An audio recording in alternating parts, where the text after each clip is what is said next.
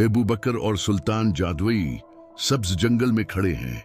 ऊंचे दरख्त नर्म धूप और परिंदों की आवाज के दरमियान हैरत से उर्दगिर्द देखते हैं। अबू बकर और सुल्तान एक कदीम दरख्त में छुपे चमकदार जादुई दरवाजे को देखते हैं। रोशनी से भरपूर ये दरवाजा उनके लिए एक नया रास्ता खोलता है। अबू बकर और सुल्तान हिम्मत से दरवाजे में कदम रखते हैं। रोशनी के दरमियान वो नई दुनिया में दाखिल होते हैं। जंगल पीछे रह जाता है। अबू बकर और सुल्तान बादलों के ऊपर तैरते हैं। जमीन नीचे दूर दिखाई देती है। सुनहरी रोशनी और हवा की नरम लहरें उनके सफर को जादुई बनाती हैं। दरवाजा उन्हें खला में ले जाता है, जहां सितारे, सैयारे और कहकशाएं उनके इर्द-गिर्द हैं।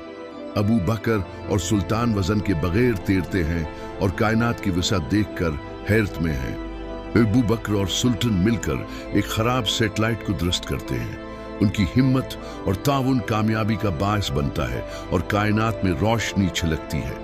अबू बकर और सुल्तान वापस जंगल आकर जमीन पर खेलते हैं, खुशी मनाते हैं और एक दूसरे के साथ वक्त गुजारते हैं।